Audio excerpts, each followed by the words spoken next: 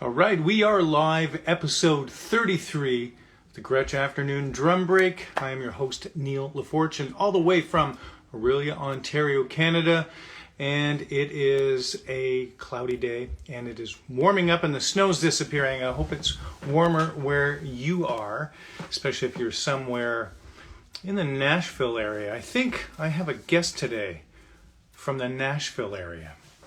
Ladies and gentlemen, I am so excited to be featuring a fellow Canadian on the show today, and he has had tremendous success in the Nashville area, in the country music genre, and I am going to send him a radio. Ladies and gentlemen, Mr. Chris Kimmerer, very successful drummer, and he is punctual. Look at this. How are you? Good to see you. Thanks so much for joining us here. This is awesome. 33 weeks in a row.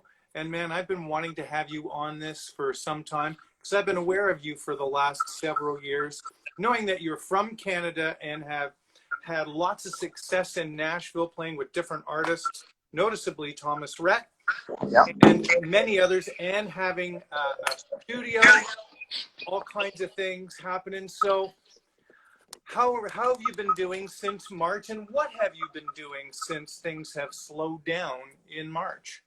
Yeah. Hey, well, thanks for paying attention and wanting to have me a part of the show here. And yeah, flattered to get the invite. And man, I mean, I can talk. I'm happy to talk. So yeah, it's all cool, man. Yeah, always good to connect with a Canadian as well, man. Since March, it's been weird. My year started out like everybody's, optimistically and hopeful for big things in 2020. Had record dates on the books and tour dates all over, and actually got out and played a little bit in the early part of the year in January. Some of the guys in Thomas's band last year when we toured, we also, Thomas's dad, who's a well-known and very successful songwriter here in Nashville. He toured with us, and so some of the guys in Thomas's band kind of doubled and played with Thomas's dad as well on that leg of the tour. And then he had a handful of things in, like, I think it was late in January. So we'd gone out and played a couple of little dates, and it felt like business as usual. I snuck up to New York City the end of February for a friend's wedding. It was at the Gretsch family up in New York for Ty's wedding. And then, man, I got back to Nashville like maybe the 1st of March or the 2nd of March. The tornado hit here on the 3rd of March, which really, really kind of spun some things out of control. I had a property here in East Nashville where I live that got hit pretty hard, and that neighborhood was really mangled. And so that kind of ripped a Band-Aid off of, just coming home and relaxing after a trip up to New York. Hit the ground running on that. And then within a week, man, the pandemic had hit, and everything just stopped. And so very similar to most of the folks that are hanging here and anybody else you'd talk to, man, it just all kind of just went away. Man, I've been spending my time primarily, I've got, I heard you mentioning, I have a recording studio here in town in Berry Hill, just a little pocket of town that seems to be home to a lot of studios. We've been over there, my couple of partners and myself, a studio called the Brown Owl, and we've been in there for almost 12 years, which in studio years, man, it's like a million. So we've been over there, and man, same, that place was, we were looking forward to a good year, and getting lots of stuff going over there. It just, as the pandemic stuff was unfolding kind of quickly, 10th, 11th, 12th of March, somewhere in there, we just started watching bookings cancel left and right. And kind of figured the responsible thing for us to do was probably to hunker down and lay low for a while. And obviously there was nothing else kind of going on. However, at that point, I couldn't tell you the exact date, but I remember being in there with my studio partner, Mark, and saying, hey, I think we may be toast here for a bit. Let's dial some sounds. Let's get some drum sounds going, and let's walk away. And so we did just that. Set up a kit and kind of just dialed what we would consider sort of good basic drum sounds. And man, from there, I came back to the house and posted up here for a little while. And slowly, as the weeks rolled on, started to get calls for remotes and some overdub stuff. And then, man, did a lot of reaching out to friends. Just everybody was in the same spot, stuck at home, and there was a lot of session players here in town. And everywhere across the globe that were saying, hey, like, let's just play. Let's just do some stuff, whatever it is. And so I threw out a few texts to some buddies and people I'd worked with in the past and got a handful of different things. And it ended up being a pretty busy couple of months of just me going over to the studio. And we kind of set it up to where it's not conducive like maybe just to track on your own over there, but set it up with enough, I could build in enough pre-roll. And I'd run into the control room and hit space bar and run into the drum room and, what I did. Yeah, man. And, but it was good. It was something to do, which I have felt over the last 8 or 9 months has been a really important thing to have, to just say, yep, hey, this get me up out of bed today. And there was a way to do that safely and responsibly by just going over there and being on my own. So yeah, there was a good stretch, man, a couple of months of just a lot of overdub and remote work. I have a handful of clients internationally that I do some work for, and then a decent number of folks here in town. Yeah, everybody wanted to keep creating, and I think as creatives, to keep that stuff alive and keep that happening was really important for so many of us. And I'm on that list too, man. I was just glad to play, and I ended up kind of losing track, and this is not to be boastful at all, but ended up kind of just losing track over that couple of months stretch.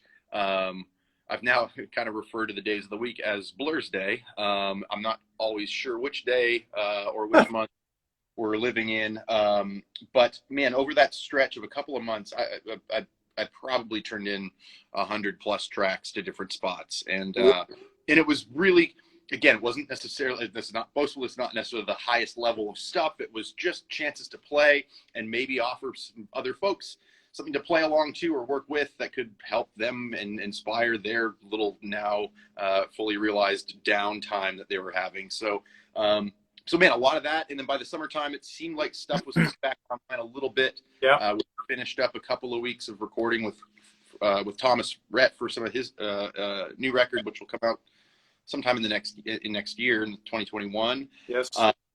And that was a cool thing to be a part of. I've done the past 4 or 5 of those records with him.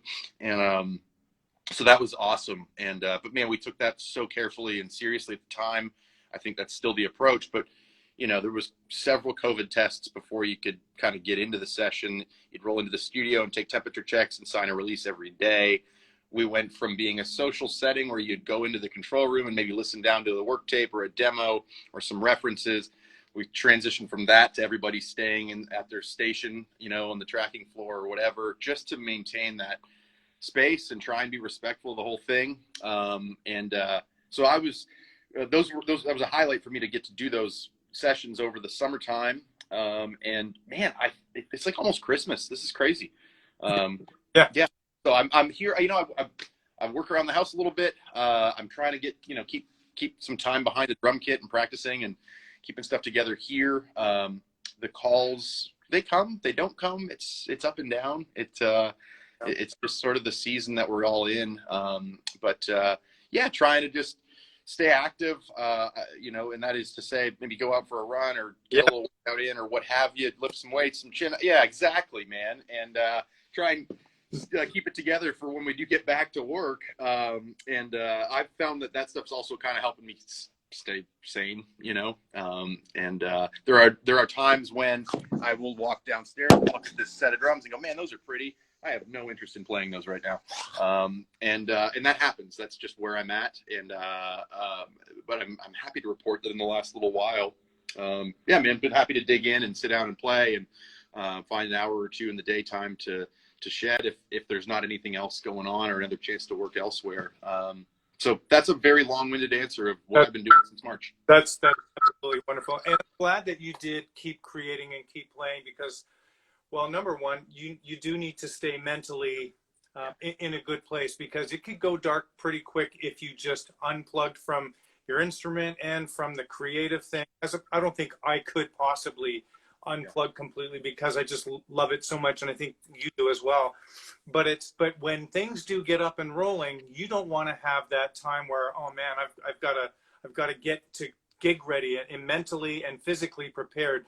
You know, you're not tour ready, chops wise and mental wise and everything, but it's not that far away, and rehearsal would definitely remedy that. So that's good to hear. Let's go back to the beginning. Where are you actually from?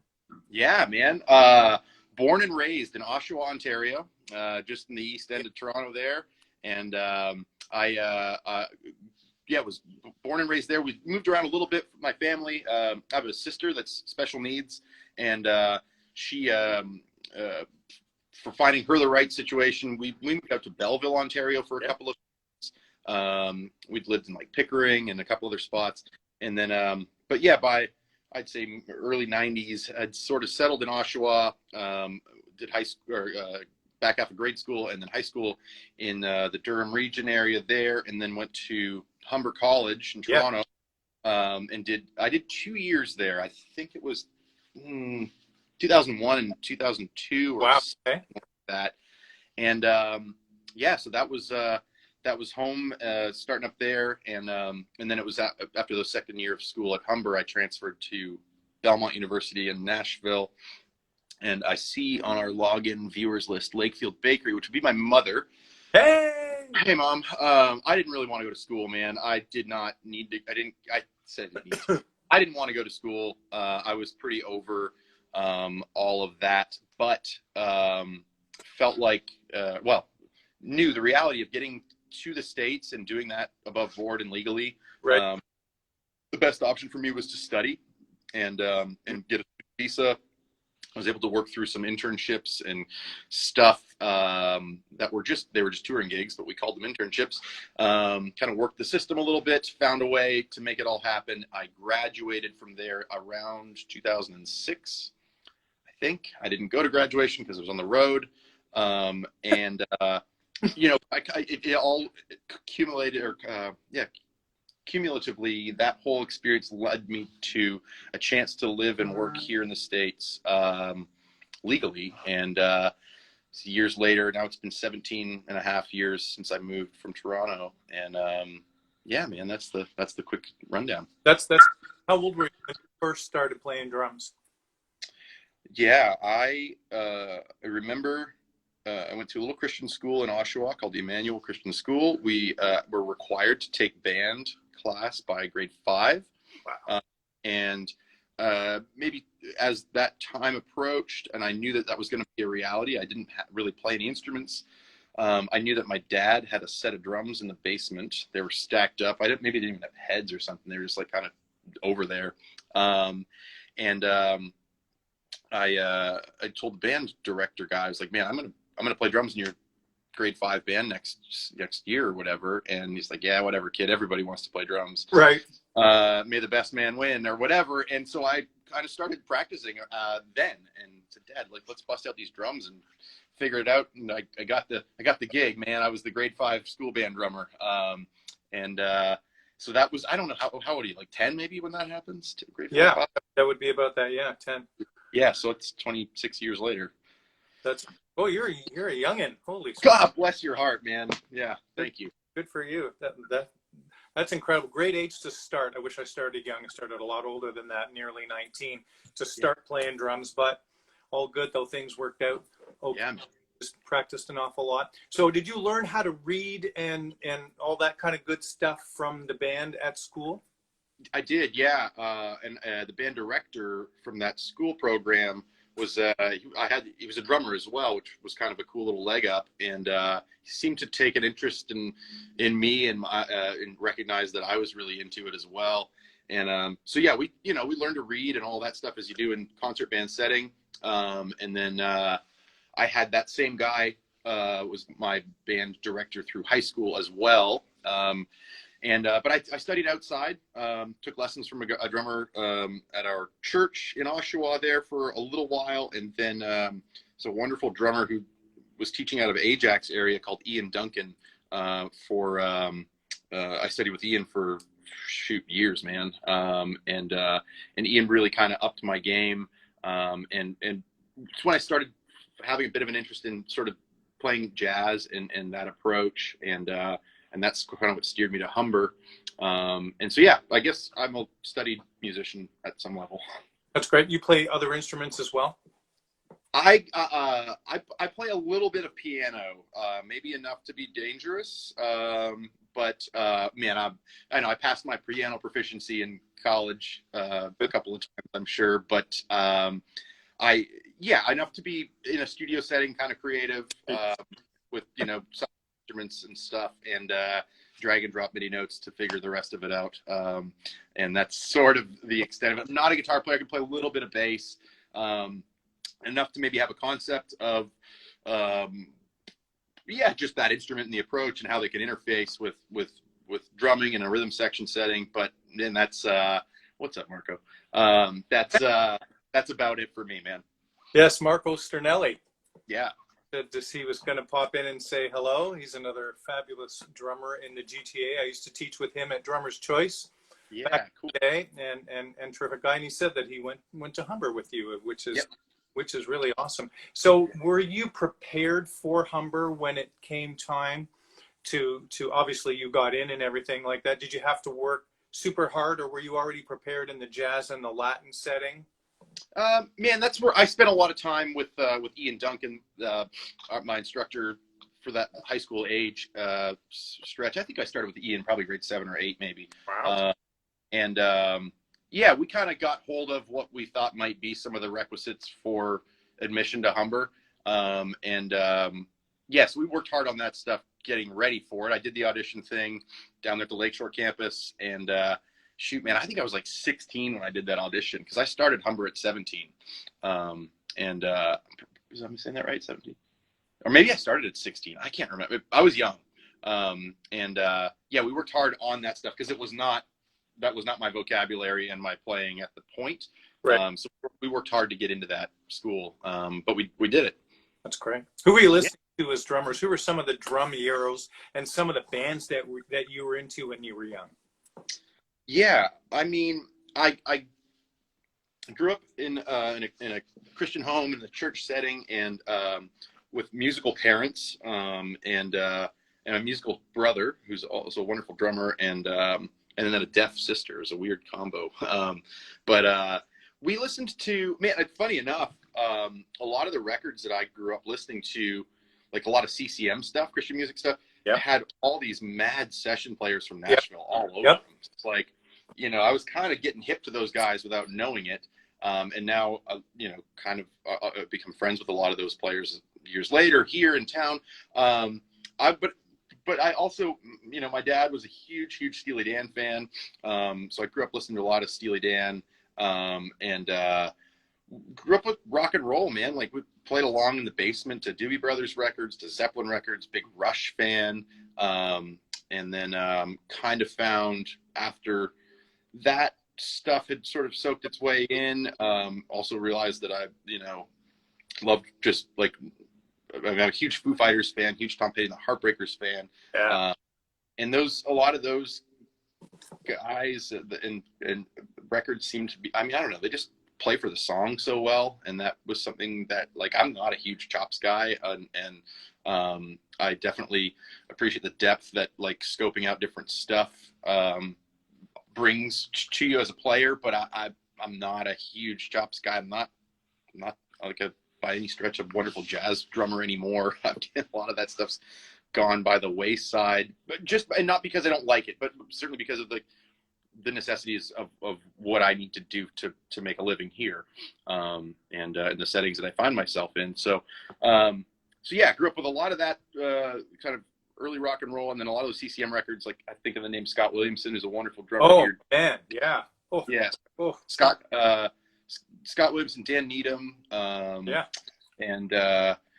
shoot, I'm trying to think of some of the other names that would always show up on Steve Brewster, Shannon Forrest, you know, I think Chris McHugh was on a lot of those too. So the heaviest of the heavies, really. yeah, and to find some weird sort of through some what would be considered maybe weirder sort of records, right? Like not a lot of guys maybe grew up listening to Stephen Curtis Chapman records, but I did, and man, you know, he had everybody on those things. Even J.R. Robinson and Leland Sklar and all these cats were like making badass records. So I grew up with that stuff in my ears a lot, and I think you know, that's stuck with my playing to today. And when did you start playing with people? Were you playing in church, did you say? I did. I played in church quite a bit. You know, Sunday morning services or Sunday night services or whatever. And then the church I grew up in, certainly we had like seasonal, like we call them like cantatas or whatever, like an Easter program or a program or something. You know, and those would be a little more reading intensive, and they'd bring in outside players and you know, big choral arrangements and orchestral arrangements of things, and trying to cover ground with all that stuff. So that I did do a lot of the playing in church. And then when I moved to Nashville, the Christian music world was sort of the one that I sort of jumped into almost immediately. And so a lot of those were my first 7 or 8 years of touring gigs when I got to Nashville as well. That's amazing. What a great background. There's been several drummers that I've spoken to over the last 9 months or so that have got started in the church. And of course, you know of Larnell Lewis, one of the scariest drummers anywhere, started playing in the church. He used to take lessons at the shop I taught at, and my friend Rob Vero was his teacher, and Joey Anuzzi also taught him. And Rob turned to me and he goes, I have no idea what I'm going to show him today. He was about 14. I didn't know. He goes, yeah, Rob was probably 30 at that point. And he goes, he's ridiculous. Wait, you're going to see. And stuff. Yeah, he's pretty good. And he's the nice guy. How can he be so good and be so nice? That's amazing. This is ridiculous. That's like you. Now, I got to say something. There's some footage of you at a Thomas concert where they're introducing you and you're playing your stuff, man. Yeah. Ladies and gentlemen, don't let this guy fool you. He's got some chops, man. Got some great hands, but you have great tone. You have a really, really great tone, and you have such nice time and a groove and an authority when you play. Man, I love watching I love watching all drummers, but Gretsch artists I've watched an awful lot, and man, it's a pleasure to watch you play and get to know your playing a little bit over the last few weeks, knowing that we were going to be having a chat. So what a great background. So why Nashville? Why Belmont? Why? Sure. The Nashville thing, briefly what had happened, I'd gone when I was at school at Humber, was, you know, getting as jazzy as I could all the time, you know, just like that thing. And I don't know, this is, I think, the right way to say it. I do distinctly remember being like an improv 3 class or something, either that or maybe an ensemble that I was playing in. And one of the professors, you know, we got through the thing or whatever, and was like handing out flyers to his gig at like the Rex or something later that night or that weekend or whatever. It's like, hey guys, you know, come on down and check it out. It's like $10 or something. And it hit me in a weird way where I was like, wait a sec. Like, so this is one of the baddest dudes in Toronto, let's just say, or Canada or whatever, right, in the scene. And I was like, man, this guy, he's teaching at Humber, bums like me, and then like kind of still handing out flyers to the gig. And that's not to say that that's not a valid thing. I get it. I wasn't sure that, like, honestly, the biggest thing was I wasn't sure where there was going to be room for me. And I love Toronto, and I miss living in Canada. There's so much of that I will always be dear to me, and I've got Canada all over. I mean, I'm a tattooed Canadian, man. I'm in. But that scene I didn't think there was going to be enough there to sort of support me. And for me to because how am I going to compete with these guys? These are the dudes teaching all this stuff, and there's a lineup too, right? I get it. Yeah. Yeah. So I had also, in and around that same time, I was 16, 17, whatever, I bought tickets to see Jewel at Massey Hall, and I was going to ask a girl, and I'd never asked the girl. So I went and had 2 seats to myself in the front row of the balcony. I saw this thing, and I was not really stoked on going because I was like, I'll take a girl to see Jewel. You don't go by yourself.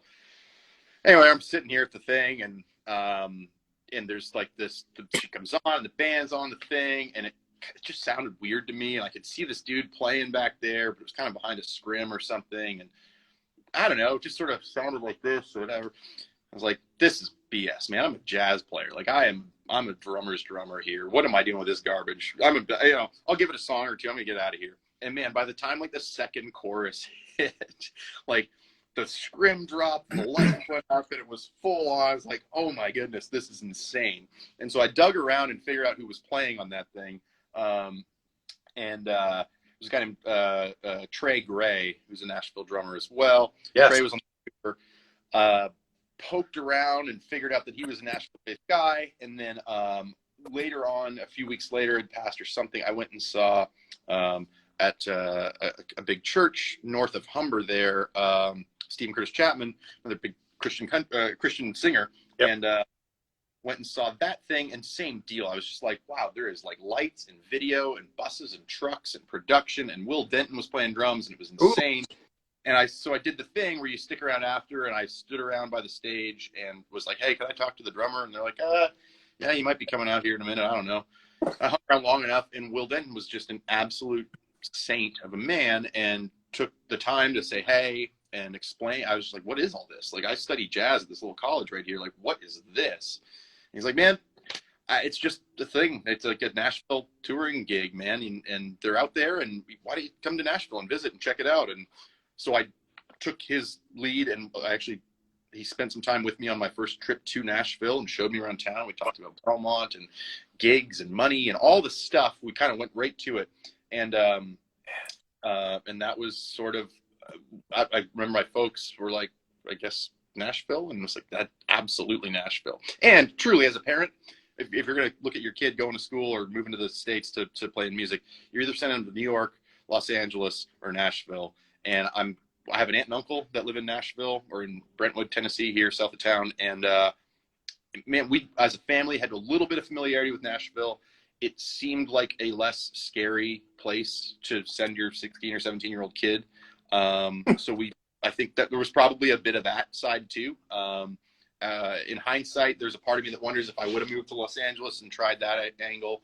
But it's really hard for me to look around at all that's gone on in my stretch of time here and not be just so grateful for it all. It was the right choice. Absolutely. You know, yeah. There's key moments. You know, Vic Firth has the series called Game-Changing Moments, and there's always those pivotal points in your life and your career when things kind of align and definitely point you in the right direction. And yeah. That's unbelievable. So how long after you visited did you end up moving to Nashville? So Humber was on, it's like March break or spring break or whatever. Yes. And my folks and I, we jumped in the car and drove down, spent a couple days in Nashville. So maybe call it March or something. And then I was enrolled in Belmont by August. So it was just a few months later. And so it was a quick turnaround. Well, good for you. And it probably felt right. It was probably the right situation. So let's go back, because this is the Gretsch Afternoon Drum Break.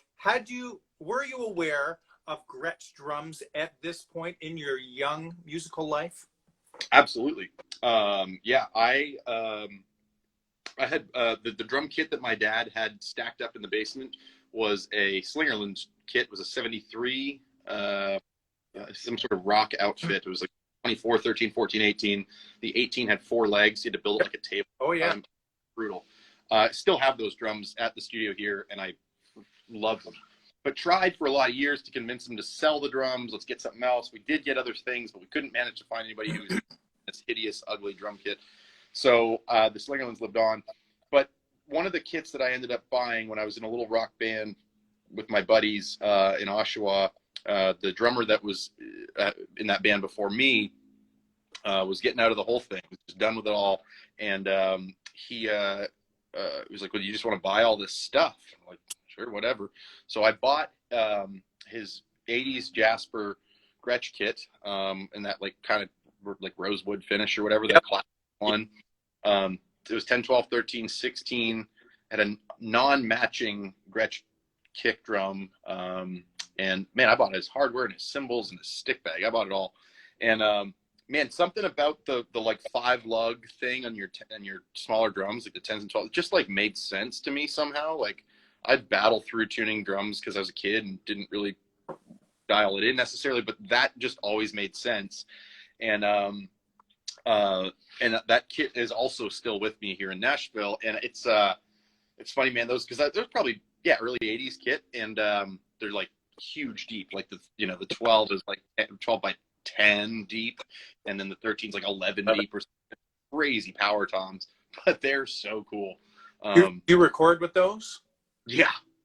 And are they different than the reg size drums, or now like the standard size? Yeah. Are they big, fuller? They're just hard to get in position over a big bass drum. So you've got that. And that's why the bass drums had the rash on them. Oh man. Yep. I wondered because I've owned those power toms as well, but I never recorded with those, so I bet they sound awesome. So that was your first Gretsch kit, yes? Then. Yeah, that was my first Gretsch kit. That's correct. Yep. Do you remember what you paid for them? I think I paid $1,800 for everything, and it was like the shells. It came with a couple of those pearl like free floating snare drums. They're great. A bunch of cymbals. Like old school Sabian, like before, like when it was hand hammered, but like it was like the old school like HH or whatever. I don't remember the rest of that stuff. I think it maybe has all been moved on since then. But it was everything. Cases. I still have all the cases in my basement here. Like it's weird. But those drums kind of just, they just jumped out, and I got that instrument. I loved the 3-up thing, although I didn't do 3-up, but I did like kind of messing around actually at the moment with this like to the 2-up offset. So 10, 12, and then, last couple of years I've had a 10, 12, 13. Kind of just, I've always really dug that thing, and I got into doing that because of that kit, and like maybe like a Picaro sort of setup or something. But yes. Yeah. Forrest has kept that alive when he was playing with Toto, and you see him. Yeah. He's terrible, right? Oh, the worst. I just watched a little blurb of him tracking, and just watching him play time, just the snare drum, just how precise. And when I was recording the other day here, I had that in my mind because I wanted the time to be super, super solid. It's amazing what a visual can do for you. When you go see a drummer, it's way different than just listening to them. So, yeah, 100%. What is that drum kit? USA Custom Gold Sparkle kit, is that? Yes, that's exactly what this is. And this kit was baby came for the. And I've got the rest of it. I got a bunch of them. I don't know how to use this. Hello. I bought these drums from Gretsch. They were my sort of first like, I'm gonna do this with them kind of deep kit, and so they were wonderful and gave me a little help on the price. But I was like, this is gonna be a kit that I'm gonna have for a long time. So I bought was it 20, 22, 10, 12, 13 up, 14, 16 floor, and then a matching snare drum. And I've toured with this kit with the 20-inch kick drum actually for the last 3 years. So 17, 18, and 19 all kit. 19 though, we wrapped them in white. To sort of match the aesthetic of the tour. Okay. And which is funny because my very first Gretsch kit, when I kind of joined on as an endorser of sorts, was the, I think you have the same kit. It's the White Renowns. I have it. Yes. Yeah. Yeah. I've got guys. I've got mine sitting right here still. 10, 12, 14, 20 is what I have here. Yeah. Nice. So I got that kit. I got a 22, 12, 14, 16. And we took all the hardware off of that kit and sent it to like some company, and they powder coated all the hardware white. That's going to be on, actually that kit's on display at my, at the Museum of Kimmerer Drums in Oshawa, Ontario. I sent it to my brother when I finished up tour, because I've never done anything like that. I'm not really that guy to be like, oh, powder coat the hardware, but they look pretty friggin' cool. So they're still in the family. And but I had that kit, and then it was funny though because I had the white on white kit going on for I don't know 2 years or something.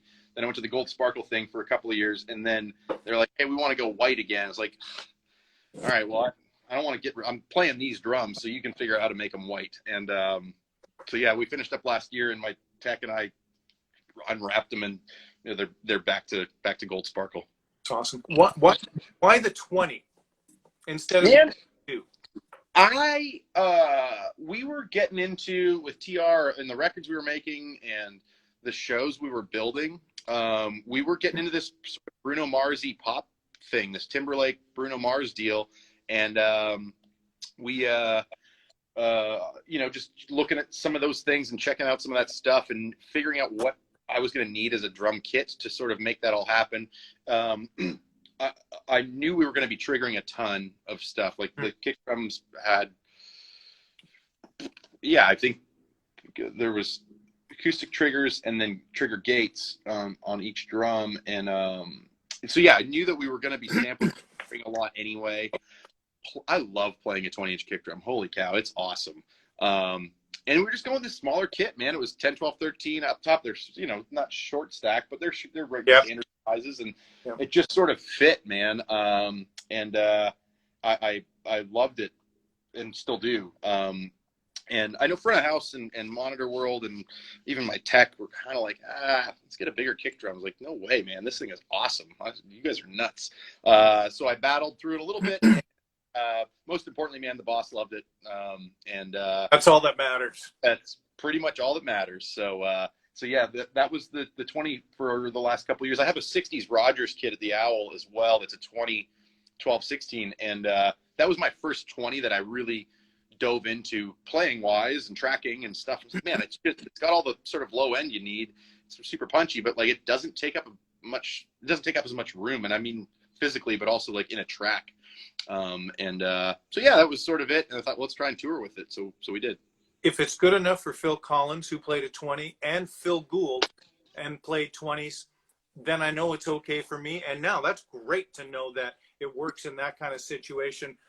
It's awesome. I sold my other white kit that had the 22 because I liked the 20 better. With the show that I play in, I brought the 22 out a couple times, and I'm like, it's really big. Yeah. I'm not as comfortable as with the 20. I can lower some things. I'm pretty tall at just under 6 feet, but I dig the 20. That's just good. Yeah, man, it's a vibe for sure. I'm liking this. What size of snare drum is that?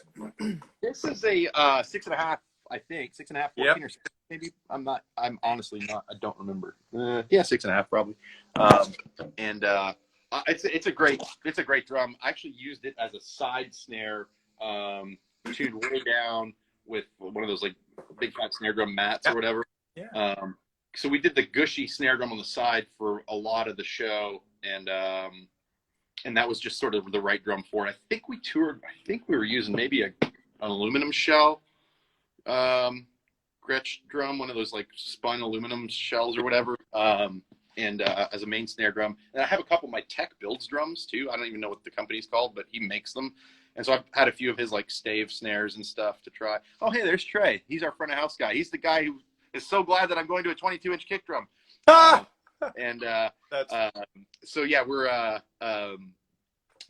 Justin though builds these really cool drums, and so we've used a combination of stuff, man. And it got to the point in the last year or two where like we swapped through songs a lot on the road. You kind of get to that, like you got a 4-bar break between tunes or something, and there's an intro playing, and you hot swap a drum out, and so just a bunch of different stuff out there. Oh, that's awesome. I didn't realize we had that many people. Dinah Gretsch was watching here. I'm not sure if she's still on, but a terrific supporter of the show. And we had, a lot of people here. I appreciate everybody tuning in week after week. Again, this is episode 33, man. This is really a lot of fun for me. I want to go back to Nashville. You were saying you had some kind of, they were Christian touring gigs when you arrived. Tell us about that. Yeah, I appreciate your comment on my age earlier, but 36 may still be young. Oh. But I almost half my life here. Right. And I think I got here maybe at 19 or 18. I can't remember the dates. I got to confirmed. But I was young, and it was pre Facebook and Craigslist even, or whatever you were, wherever you scan through. So I remember calling a classified ad in the Tennessean in like September of 2003, and it was like a little ad, man, like, hey, looking for Christian musicians to join this little band. I was like, yeah, that fits the bill. So I called them up, and it was a little family sort of band, and it was great. It was a fun chance to tour and play a little bit, and I met a lot of folks through that. And there was a guitar player in that band that had gone on to work on some other CCM gigs, and then his career sort of moved into even like the country world. And man, we're not close anymore, but like, just as I think back to, it's like, wow, I really connected with him, and he was good enough to put my name in for this, and then that thing, blah, blah, blah, and that led to this. And then, man, by the time I got my first little country gig, in and around 2010, I was on a tour with Brad Paisley, and there was another opening act that was out there with us, and I met that band, and then I'd done some dates with them, and then their management had signed Thomas Rhett, and who was a kid with no songs on the radio or anything. I'm like, hey, you want to play a few dates for this guy? I think I said no. But yeah, we kind of just stumbled our way into this thing. And so the early days, man, there was the little family band called Everlife, and then I joined Sonic Flood, which was a worship band that had done really well in years before, and I played with Stephen Curtis Chapman, which was funny to be on his bus and be like, dude, check this out. I saw you in Toronto in 2002, Matt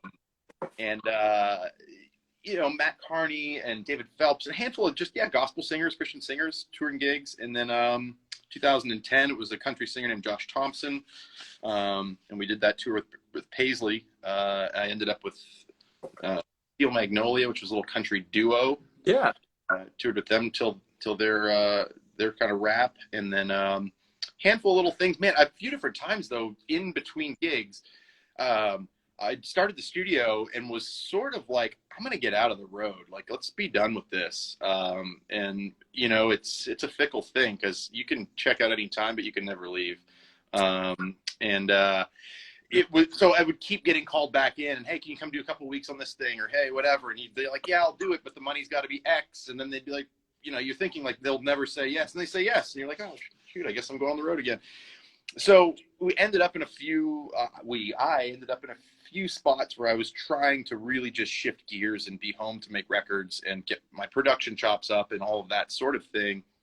And I have been able to do that. I have the time to do that, and I've grown that side of things. But as it was told to me once in a session early on a TR record, I was chatting to another guy on the date, and I was like, hey, what do you think, man? Like, can I make it in the studio world? And he kind of gave me, he's like, man, it's good to have a job, dude. Like, good, there's a lot of session guys that work can be seasonal or hit or miss or inconsistent, certainly out of the gate. And you got a lot of the A-list dudes in town that are jumped on to touring gigs again. And so the idea of like, what he was sort of suggesting for me was like, man, Thomas Rhett's a great act to be a part of. You're working on the records with them. You're a part of this thing. He said, that's not something you want to walk from. And it wasn't that I was necessarily considered. I was just sort of like having a conversation, like, hey, you would think I got it to make it as a session guy? And it was like, yeah, but it's good to have a job. And man, I'm Thomas Rhett and his family and the operation has changed my life and my career.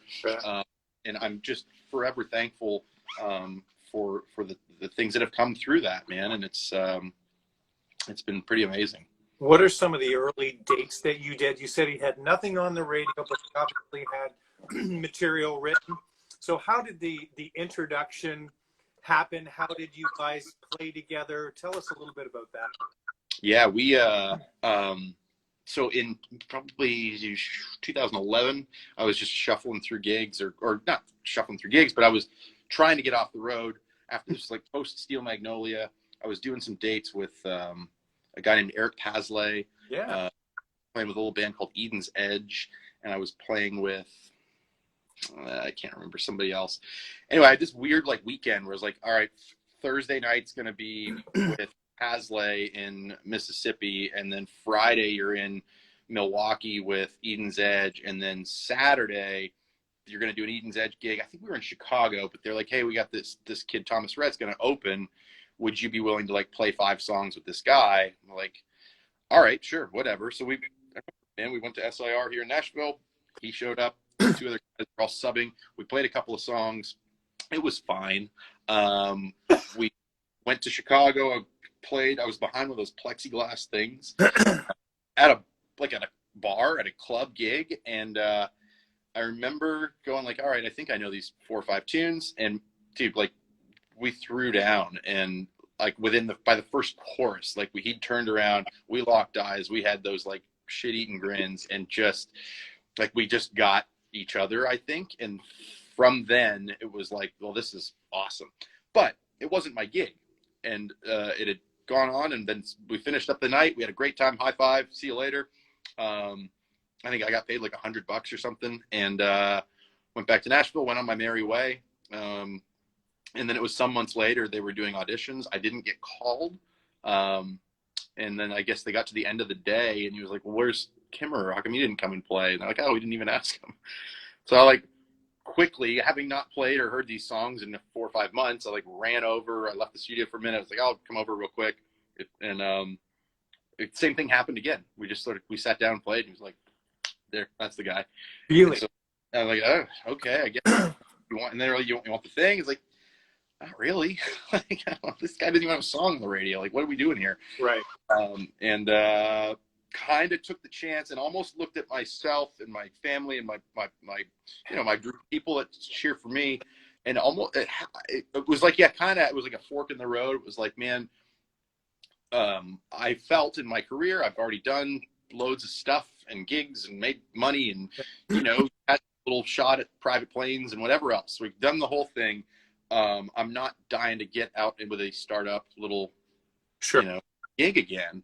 But I just, something inside, man, kind of felt like there might be something to this guy. And Will Denton in 2002 on a preview trip to Nashville said, music, money, and people, 2 out of 3 ain't bad.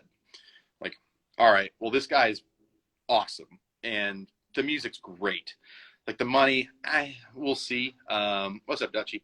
So it was just one of those, like, I don't know. And everything in me felt like I should give this sucker one more go. And you appreciate it at times in your career when you go, I'm just not looking to get in a van and trailer and do this thing, or I can't go do 500 shows in a row in a country. It's just exhausting. And it's, you're not 17 or 19 or 21 anymore. You're pushing 30, or you're feeling a little bit more.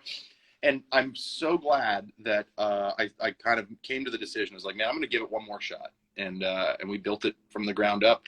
We played every country bar in America, I think, probably 10 times. And we played every county fair. We do 30 county fairs in a row. That's 30 shows without necessarily even plumbing. There was hotels. We were just in the thick of it, all together on one bus. It was dusty and muddy and late and exhausting. But we kind of there was 6 guys that just ran around together, and we were so like-minded, I think, and so happy to be working for such a quality dude, a great boss, a great artist, that we just hunkered down. And then, man, it was a year and a half in, we kind of, like, we had songs that started to come out on the radio and they wouldn't do anything, and nothing again. And then we finally got a hit. And stuff started to change a little bit. And man, it's been 8.5 years that I've officially been in that band. So it's crazy. And it's unbelievable for me to hear that you're thinking, and you're young then too. I mean, like, it's not like you're in your age now, and with the idea of, oh, let's hit the road and do all of this. You were young, but you had already done that. And it's funny to me because we see success, we didn't see your journey or experience your journey, and it is exhausting. The road is a tough place. Yep. I miss it. I really do. I miss the airports. I miss the fly. I miss all of that stuff, and seeing, and all, and maybe we'll be more grateful. I'm always grateful for the shows that I do. What an unbelievable story, man. Yeah.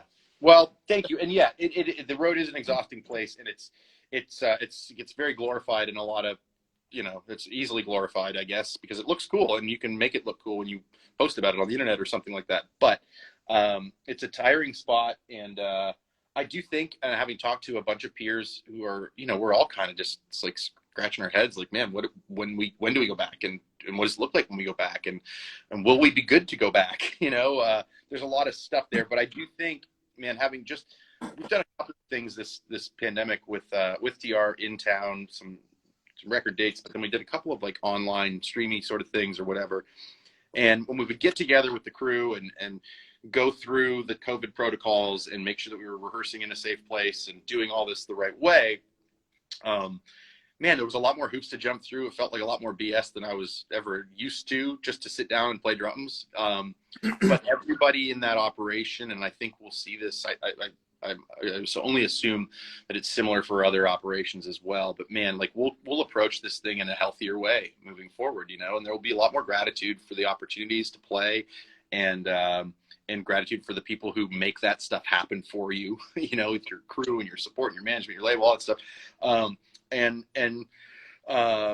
yeah, I think, most of us hopefully have used some of the time off here to keep being healthy people and know now maybe that there is a way to tour in a more healthy way. And our operation has been, I think, a fairly healthy thing for some years now, but I think as an industry in whole, man, I think there could be good to come from it.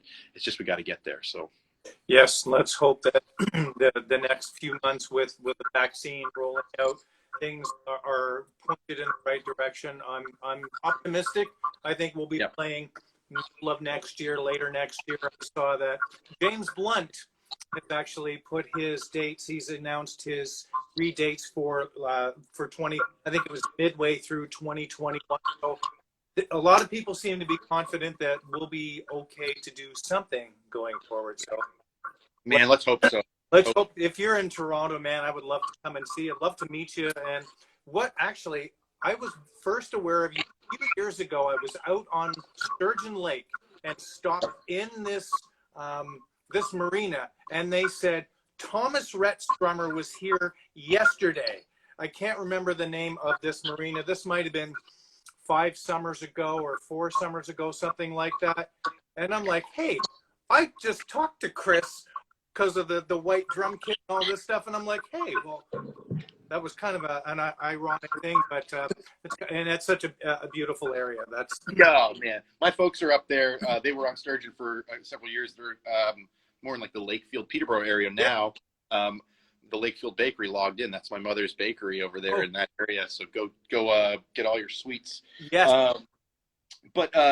Man, I miss it. And this year, that's another sort of, we talk about the difficulties of just like grinding to a halt in our careers. I'm a grown man. I could figure it all out. But this year has been trying because in addition to the pandemic and the impact on work and social life and all that stuff, it's also really kind of etched the distance between Canada and America for me. And so I haven't been home.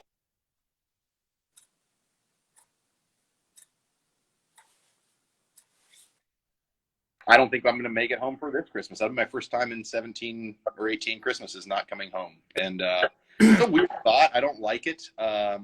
But, my perspective on this whole pandemic thing is informed, I guess, by what's been given to us. I'm not a doctor or a scientist, and I don't want to politicize anything.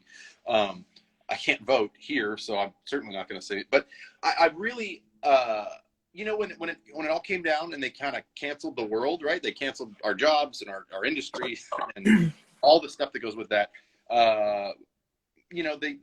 They also, it was presented as such a big deal, and this is a huge impact on the global pandemic thing. And so my only response can be like, do my part to sort of honor it, right? Like maybe maybe the death rate's down and people aren't getting as sick, or maybe it's not as serious. I don't know, like whatever. But I'm saying it was a big enough deal that they canceled entertainment, So all I can do is say, well, I'm going to just hunker down here and try not to get sick myself, not get anybody sick, and be on hand for when it's coming back. That's the only response I can have. And to that end, gosh, I would love to come home and hug my family so much, man. I could have used a hug during the friggin' tornado.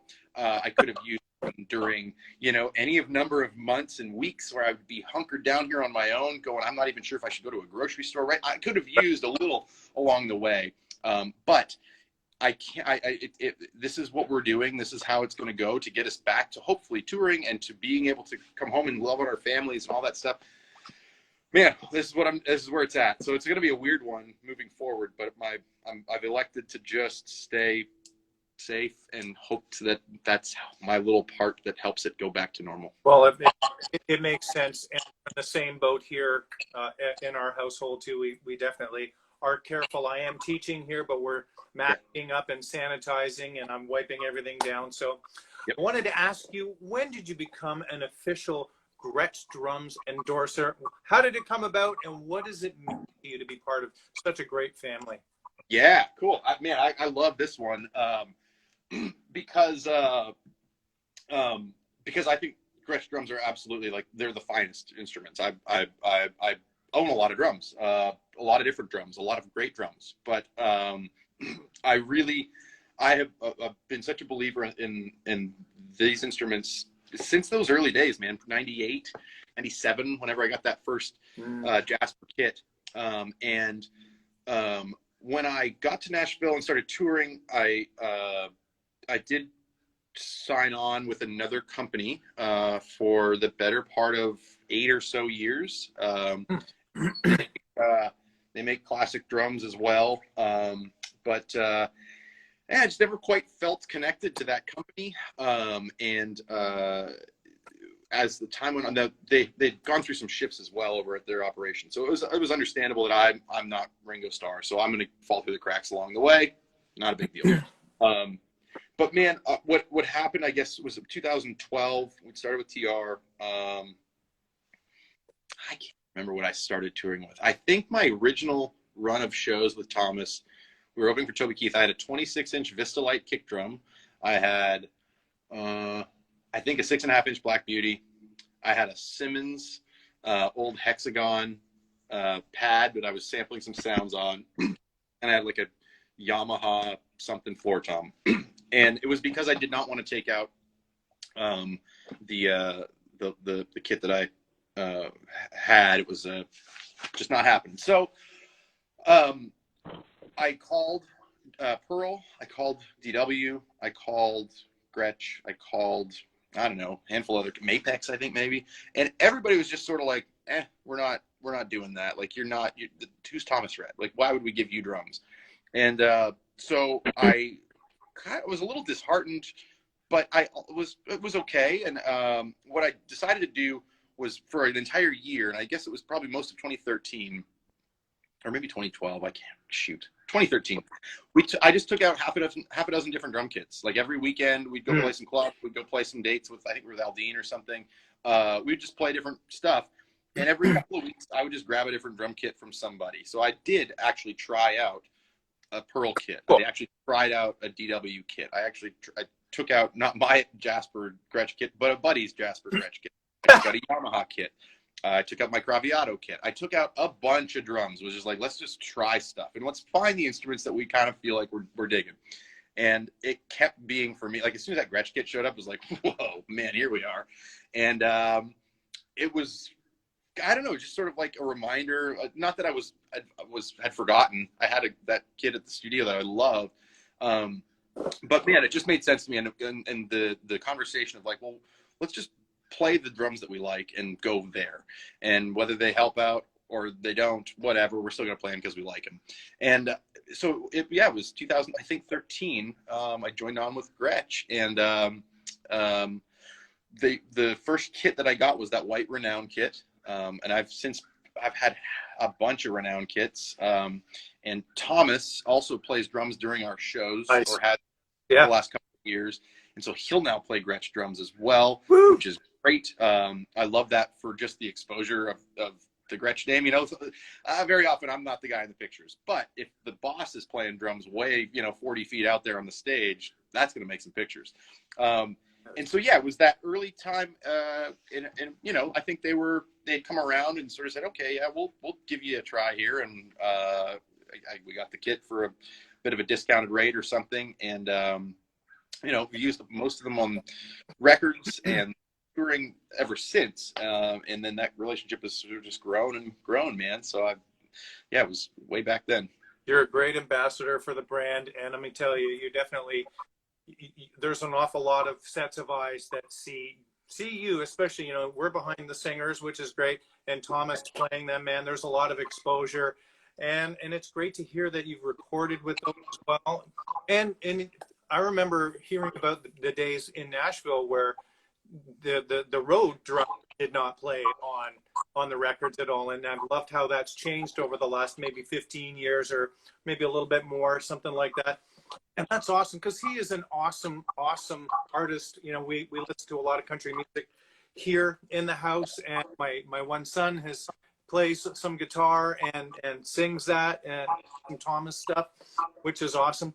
What is the rest of the year, even though we only have a few weeks, what's happening with you over the next, let's say, few months or so, and where can people find you on the web?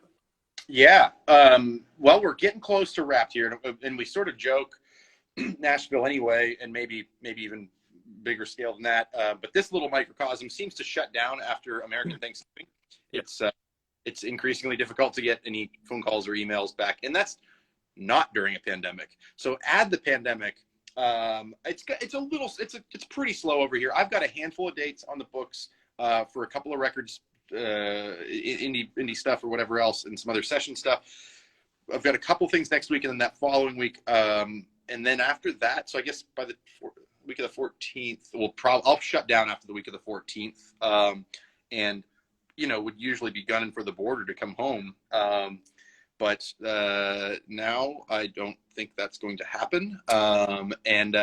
So, man, that's kind of it for me. And then, you know, the studio will probably take the downtime, that stretch kind of from, you know, when we break for Christmas through till second week of January when stuff picks up again. It's usually a time when we can spend it over there just regrouping a little bit, retooling some stuff, making sure it's, you know, ship shape. The early part of the year, we'll see. I don't even, there's nothing on the books for me at the moment. I think that tends to change. It will change. It's closer. And then we're proposing to start some touring, hopefully in and around June. I know they've got dates. I think they're announced even. I'm not totally sure, but they're hoping for that. I'm thinking that record will probably come out somewhere in advance of that tour. So there may be some promo stuff. So, I would pipe dream, man. Maybe we're getting back in a room together to play a little bit by, mid to late March. And then, that's not to necessarily go and take it on the road or anything, but I think maybe in that time frame we'll start to get our stuff together and then look for some those promo things to come around, and then hopefully go play some shows. Man, oh man, that would be so cool. We'll be watching. Let me tell you, we'll be keeping a close eye on things, and we would love to come and see you play. Yeah. And as I said, my wife is she goes to the Havelock Jamboree every year. Cool. She stays for the 4 days. I've played Havelock before, and that is such a fun one. So, and I'm maybe about 15 minutes from where Boots and Hearts is. So it's super close. So we're right central. Anyways, thank you so much for the time, Chris. I appreciate it. And, we've got a lot of people on here. We have some terrific other Gretsch artists here. Gerard Gannon was on here, terrific drummer here. Anthony McKelly, another terrific Canadian Gretsch artist as well, and so many folks. But thank you, and I'm really, really proud that you've done so well, and really you're such a great ambassador for Canada and for Gretsch drums, and a really good human being. Yeah. Well, thank you for thinking all those things of me and thinking enough of me to reach out. And man, if I can be of any help to anybody along the way, I think that's a really important part of what we do. And then sometimes if there is a bit of a platform that's come along with certain gigs along the course of a career or whatever else, man, like I would love to use that to be good for others and encourage young players. And I'm not super duper online, but you can get me on Instagram. That's about all I got. I tried to step back from too much social media, but I am on the gram, and the studio I think is thebrownowl.com or thebrownowl.studio. I don't know. It's out there. You can find it. And yeah, check in anytime for you and anybody else along the way. I am a proud Canadian, and I've tried to sort of keep a good work ethic, and also just to try and be somebody who can. Was easy to connect with and reach out to and be an encouragement along the way, as so many have been to me, man. So it's you kind of want to pay that stuff forward, you know. That's fantastic. Thanks so much, everyone. Stay tuned next week for another unbelievable guest on episode 34 of the Gretsch Afternoon Drum Break. Everybody take care. Bye-bye. Cool. Thanks, Neil. See you, bro.